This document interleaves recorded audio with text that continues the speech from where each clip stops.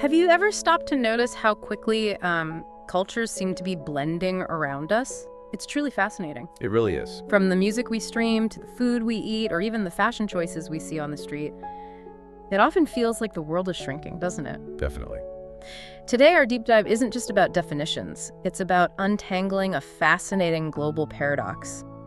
We're exploring cultural globalization, specifically this dynamic tension between what's called homogenization and hybridization. That's right. And the core question we're grappling with is this.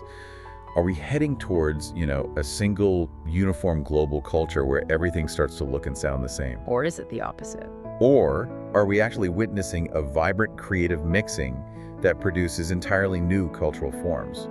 A global tapestry that's richer and more complex than ever before. It's like watching two powerful currents collide. Exactly. Yeah. And our mission today is to navigate that impact for you. Yeah, and we've pulled from a really interesting stack of sources for this deep dive. We've got in-depth academic reviews, specific research on places like Indonesia and Zimbabwe, and fascinating analyses of global industries such as like film and anime. Yes, some really diverse examples. Our goal is basically to unpack these ideas, explore the challenges, and also the surprising opportunities that emerge, and help you understand what this all means for cultural identity in our interconnected world. So let's dive right in. Okay, so to really get our bearings, let's define these core concepts first. Yeah. Globalization itself is this massive ongoing shift. Right. Think of it as a process that's basically shrunk the world, breaking down those old barriers of time and distance. Connecting us all. Connecting us all, yeah. Economically, politically, socially, and culturally in, well, unprecedented ways. And within that huge shift, we find this idea of cultural homogenization. Now, when we talk about homogenization, are we really saying it's just a one-way street where local cultures just become more and more like foreign ones, usually Western, leading to a kind of global sameness? Is it truly about diverse cultural identities being squeezed into one single, uniform global market? That's a critical question. And while, yes, Western influence is undeniable, it's rarely a complete erasure. But a major driver for this trend, as our sources point out, is the sheer power of global media conglomerates. Okay. They distribute Western music, movies, TV, goods worldwide, and often overshadow local cultural expressions. Right. And there's Sclair's theory of the culture ideology of consumerism. It offers a pretty stark insight here. It's not just about what you buy, but how the act of consuming global brands can subtly rewire your sense of belonging. Yeah. It potentially prioritizes a global identity over, deeply ingrained local customs. That idea of homogenization definitely resonates. I even saw a great Reddit discussion where someone was lamenting, Western foods such as McDonald's taking over local cuisines, erasing their existence. Yeah, you hear that a lot. And it's not just food, is it? Research on Zimbabwean youth echoed this exact concern. They felt their music, their dressing, even their accents are becoming predominantly Western. Raising real fears about losing their unique identity, absolutely. Yeah. But then we have the counter concept, cultural hybridization, or sometimes it's called heterogenization. Okay, hybridization. This theory suggests that rather than simply watering down local cultures, globalization can actually facilitate a complex synthesis, a mixing of diverse cultural elements. Well, creating something new. Exactly. The result is often novel, enriched cultural forms where global and local elements intermingle. It really emphasizes the remarkable resilience and adaptability of local cultures. Okay, now this is where it gets really interesting for me. Robertson's concept of globalization suggests that global forces aren't just imposed from the outside, they're adapted. They're changed to fit local conditions. Right, tailored. Creating these modified forms that can beautifully coexist with traditional practices. And Peters takes it a step further, right? Arguing that globalization actually acts as a catalyst for this cultural blending. Yeah, it sparks it. Yeah. Leading to new cultural identities that reflect both global and local influences. It's such a perfect illustration of how dynamic culture really is. And you see this in really striking contrast sometimes. That same Reddit thread that worried about McDonald's taking over. Yeah. It also offered the perfect example of hybridization. The McDonald's Nasi Lemak burger in Malaysia. Ah, right. The Nasi Lemak burger. It's a blend, isn't it? Malay and Western cuisine, keeping distinct elements from both. Exactly. But is that kind of commercial hybridization really a deep synthesis? Or is it more of a surface-level adaptation that still ultimately serves global consumerism? Makes you wonder. That's a fair point. It's definitely a spectrum. Still, this blending is clear in the global spread of cuisines, fashion, music. You see traditional elements integrated with foreign influences, creating something new that appeals globally but still has that local flavor. A cultural remix, as you said. Yeah, exactly, a cultural remix. So now let's maybe delve deeper into one of the more contentious aspects of this whole thing: cultural imperialism. Okay. At its core, cultural imperialism is when a powerful foreign culture doesn't just spread, but it actively works to make its own values and symbols seem, well, normal or even better than local ones. Like a subtle invasion. Kind of, yeah. It creates an imbalance, often leading to a new kind of cultural dependence, especially, the sources say, in developing nations. And this isn't new, right? This concept has deep historical roots, way before our modern digital age. Absolutely. You just have to think about the British Empire, for example. How the English language wasn't just spoken, but became integral to administration, education. It shaped the whole landscape. Exactly. It shaped the cultural landscape for generations, like we saw in places like Hong Kong. It wasn't just about conquest, it was about embedding a whole new cultural framework. Right, and it wasn't just the West. Before the US became dominant, the Soviet Union also exerted similar cultural influences, though maybe more ideologically driven. Interesting point. And globalization has massively accelerated this, especially through digital information technology. Yeah. That acts as this powerful channel for cultural communication. Leading to media imperialism, as it's often called. Precisely.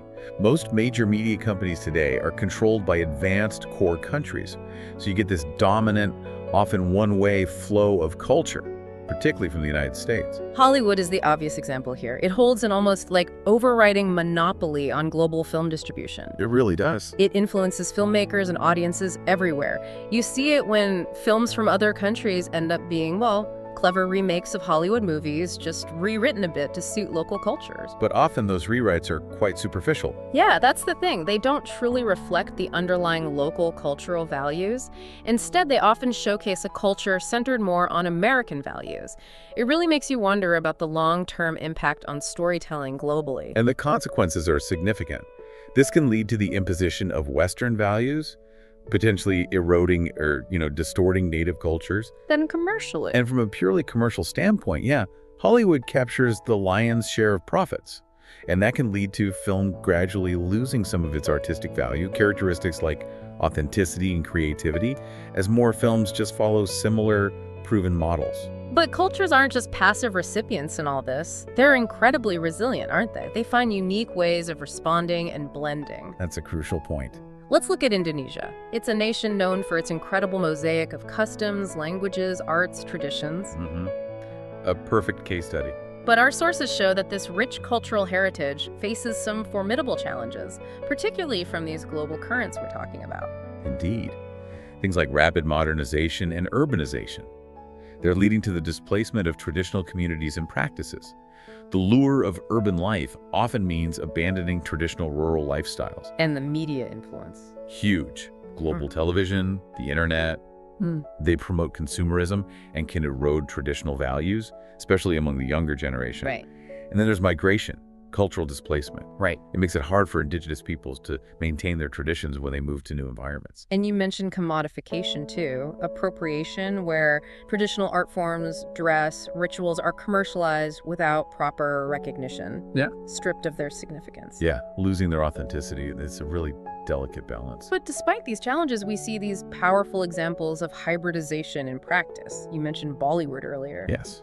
Bollywood in India, it's a hugely successful example of globalization in the film industry. How so? Well, it effectively combines elements from the Hollywood platform.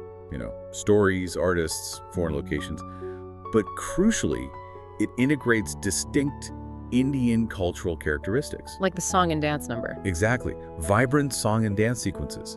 And it reflects deep-seated Indian family values. It's a unique blend. That is a perfect illustration. Or what about Nollywood, Nigeria's film industry? Another great example.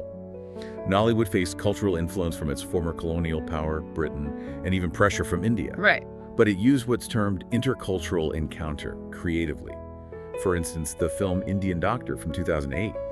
It took foreign ideas, like using Hinduism, to reflect on Western trends and reinvented them. So it wasn't just copying. Not at all. Huh? It showed that influence doesn't have to be about one culture dominating. It can be a dynamic exchange, even sparking new technologies and ideas within the local industry itself. Fascinating. And then there's anime from Japan? Ah, anime. It beautifully reflects Japan's cultural heritage, doesn't it? Seamlessly blending tradition with modern pop culture.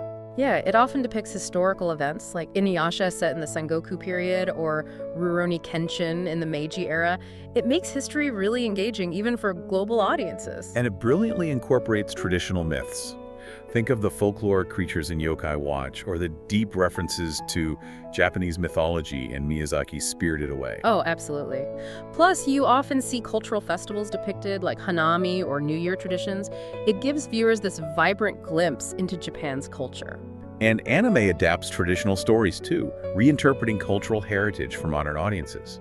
It serves as this powerful tool for cultural diplomacy. Like the Cool Japan initiative. Exactly. Or global festivals like Anime Expo. It really demonstrates soft power, promoting Japanese culture globally in a very appealing way. So, moving from the industry level down to the individual, how does globalization affect youth culture and identity? Well, a study in Harare in Zimbabwe gives us some really interesting insights here. Youth are often the most receptive to global culture. Why is that?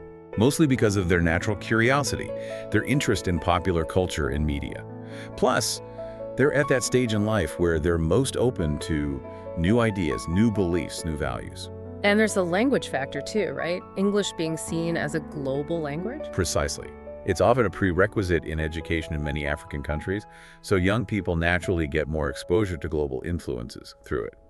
But this receptiveness, it can lead to real tension, can it? The Zimbabwean youth, for example, struggling to balance local and global cultures. Definitely. Especially when global culture, with its emphasis on individualism, consumerism, clashes so sharply with local traditions like collectivism or frugality found in many cultures. It sounds like a true identity tightrope walk. It really can be. And this struggle can lead to what our sources call identity confusion. But there's another side to it. Yes, the research also highlights this concept of bicultural identity or hybrid identity. Right. It's where individuals identify strongly with both local and global cultures.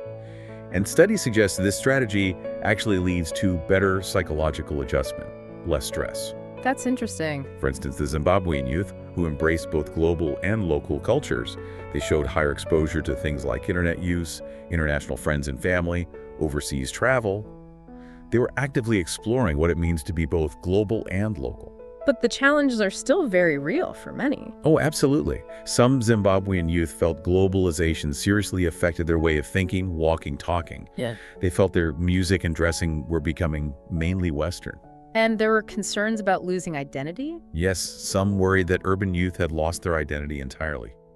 There was this feeling that the moral fabric is decaying because of trying to imitate European and American cultures. Wow. And there's also the ongoing challenge of young people finding it difficult to speak local languages fluently because English is so dominant in education. It paints a really complex picture. It certainly does. So, given these powerful global currents, how do societies actually safeguard their cultural heritage? Policy interventions must play a crucial role. They do. Governments and international organizations are actively stepping in, trying to balance cultural preservation with global integration. UNESCO, for example, they're instrumental, right? Establishing cultural heritage sites. Yes, which helps preserve important cultural expressions and also promotes international understanding.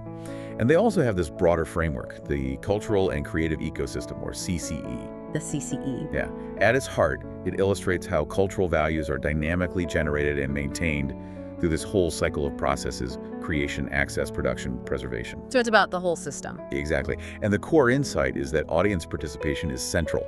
It's what keeps these cultural expressions living traditions, not just static artifacts in a museum. Beyond UNESCO, specific national policies must be vital too.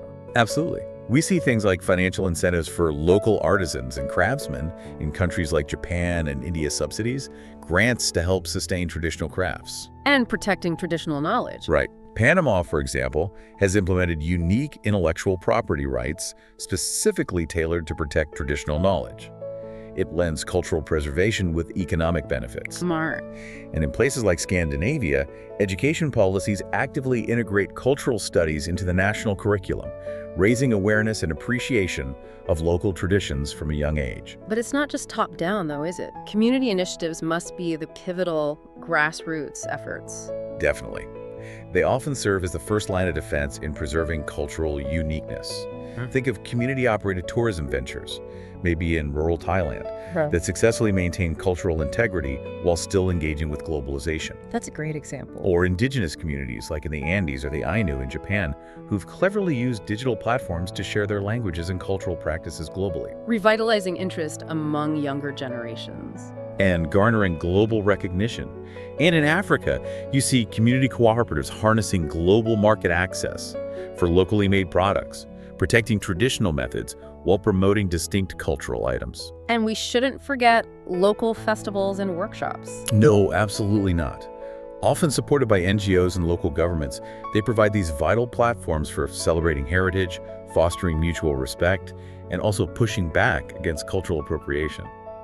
It's amazing how these local efforts can ripple outwards. The Ainu culture in Japan really stands out as a success story here. It's a powerful one. Due to historical marginalization, their traditional crafts, dances, languages were almost lost. But global interest helped. Yes, global interest in indigenous rights, coupled with support from UNESCO and Japanese initiatives like the Ainu Culture Promotion Act, has genuinely helped revitalize these traditions. They've leveraged digital platforms for global sharing, promoted cultural tourism. It really shows how globalization can be a powerful ally in cultural preservation sometimes. It's great to hear a success story like that. However, not all stories are as positive, are they? Unfortunately, no. Consider the erosion of traditional weaving practices in Southeast Asia, particularly in Indonesia and the Philippines. What's happening there?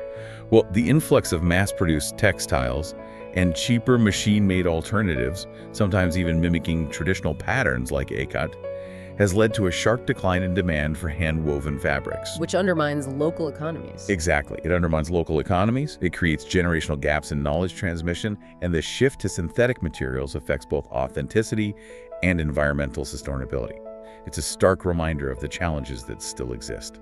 So wrapping this up, what does this all mean for us? As we've explored, globalization and local cultures exist in this incredibly complex, dynamic, often contradictory relationship. It offers huge opportunities for exchange and growth, but it also presents these significant challenges to cultural preservation. It's definitely not simply one or the other, homogenization or hybridization. Right. It's a continuous, fascinating interplay between forces pushing for sameness and those celebrating unique expressions. And this really encourages us, I think, to reflect on how these global and local forces shape our own experiences, our identities, the world around us. Yeah, think about the cultural influences you encounter every single day. The music you listen to, the food you eat. What stands out to you? It's incredible how subtle these influences can be, often without us even realizing it. So as we continue to navigate this increasingly interconnected world, this leaves us with a pretty important question, doesn't it? How can we ensure that cultural uniqueness not only endures, but continues to inspire and enrich us all? Instead of becoming merely a curated relic of the past. Exactly. Not just a museum piece. How do we keep it alive and evolving, and what role do we as individuals play in this ongoing negotiation? It's definitely a thought worth mulling over long after this deep dive ends.